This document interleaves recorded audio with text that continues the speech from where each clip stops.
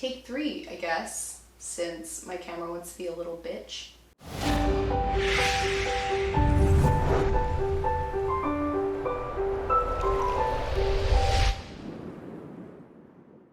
Hey there guys, thank you so much for joining me today. My name is Addie, also known as the Sagittarius Witch, and today we're going to be talking about witchcraft on a budget, because we all know that we don't all start off our journeys with the most money. I mean, if you do, you know, congratulations, you're very, very lucky. When I started my journey, I had like no money to spare on witchy tools, but I did still want to do a lot of witchy things. So I'm here to give you advice based off of my personal journey. If this doesn't work for you, that's fine. Do what works best for you and take whatever advice you can from this video. Let's get started. Witchy tip number 1, find your niche. So this means figuring out what kind of witchcraft you want to practice starting off. Do you want to read tarot cards? Do you want to work with candles? Do you prefer crystals? Are you more pulled towards runes? Are you more interested in meditation so that you can realign yourself? Are you looking more for spell work? Or maybe you're just looking to manifest that promotion at work. Who knows? Whatever it may be, find out what it is that you are looking to practice right now. Tip number 2, find out who it is that you are doing this practice for. Are you looking to work your magic on yourself, or are you looking to help others, or both? Find out who it is that you are doing this for and why. And tip number 3, before purchasing anything, learn how to protect your energy. Whether you are doing this for yourself or other people or both, you are going to be very much open to other people's energies and getting to know deeper energies within yourself. So do some research on protecting that shit, because energy is powerful and you gotta learn how to protect it and you gotta learn how to do it right. So let's go into budgeting. Let me just add a quick little disclaimer. We all start our journey somewhere. No 2 journeys look the same. So please don't go into any of this comparing yourself or rushing the process. Make sure that you are doing everything with intention, that everything you are purchasing is ethically sourced and being used in a way that's positive. Anything that you do moving forward is going to come back to you tenfold, so just keep that in mind. So let's start off with the cheapest budget possible. My first recommendation is you want to first figure out how much money you have to spend going to your local metaphysical store. What I don't recommend is going to places like TJ Maxx or Five Below. I mean, the way that I like to think about that is if you are starting off and you are bringing things into your home that are kind of just put out there just for someone else to make a quick buck, then your witchcraft is not going to work nearly as well as it would if you were to get it from a place of love and to get it from a place where they know where their items are coming from. Not just these big companies that have no idea what the fuck they're talking about and they're just pumping something out because it might be popular at the time. So keep that in mind when shopping for your divination tools and your spiritual witchy voodoo doo-doo stuff, because you don't want to bring anything into your home that is already carrying a negative and toxic intention. So pop into your local metaphysical store or check online. I will link a couple of places in the description below that have very, very, very nicely priced tools, and you know where it's coming from, and you're also supporting small businesses, which I absolutely love. If you are just starting, the one thing that I have very recently come across that I wish I had known about when I was just starting is a deck called the Ritual Deck.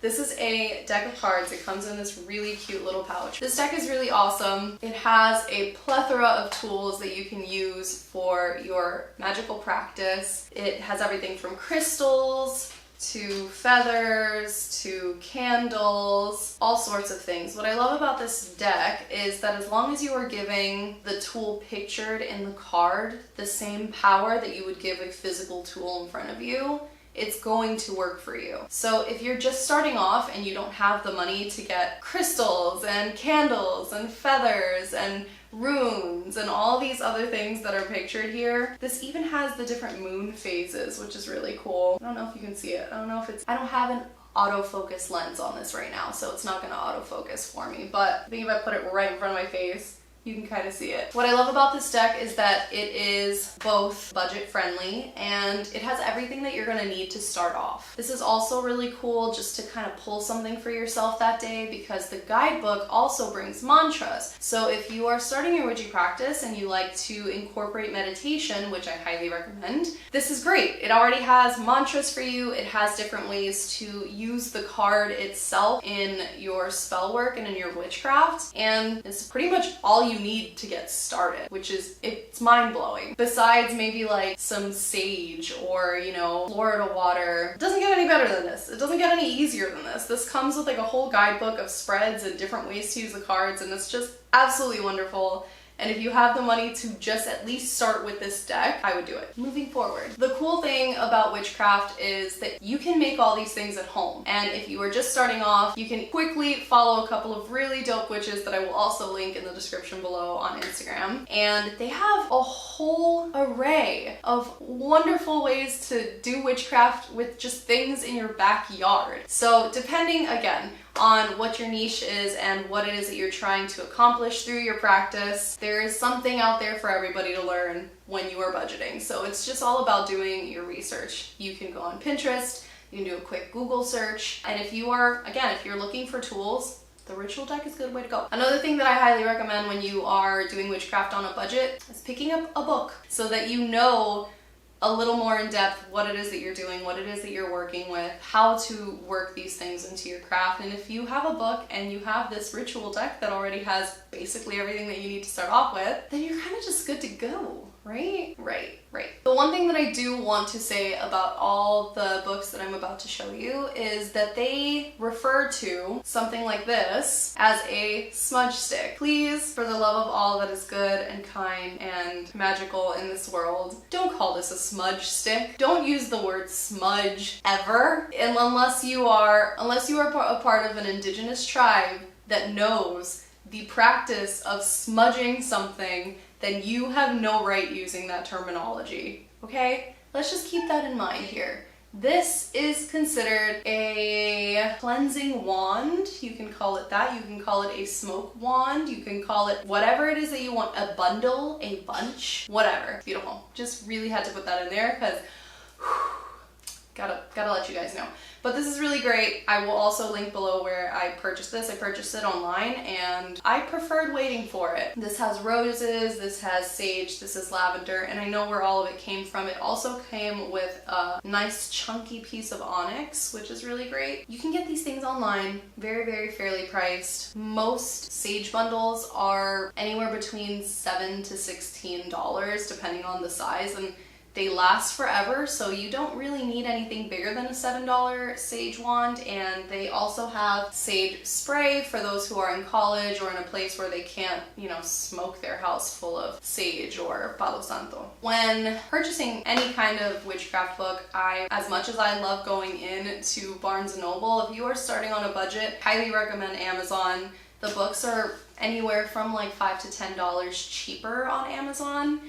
But if you want the experience of picking out your book at Barnes or at any of your local bookstores, I recommend going in, seeing what calls to you, and then placing the order on Amazon. If you again, if you are on a budget, if you want to spend the extra money on the book, that is perfectly fine. I am all for that as well. So one of my favorites is the Little Book of Witchcraft. Practical Magic is also a very good book. This is a great book to figure out what fits best for you and all the different kinds of witchcraft that there are out there. But I will go much deeper into all of that in a separate video. This is just like little tidbits, little recommendations, little places that you can buy your things at where you're not completely destroying your pocket and being left with no money, because witchcraft, as beautiful as it is, can leave you broke real fast because it's very exciting stuff. And the last book that I recommend is What the Fuck is Tarot and How Do I Do It? If you are looking to start learning tarot, I highly recommend this book. It gives you a much more modern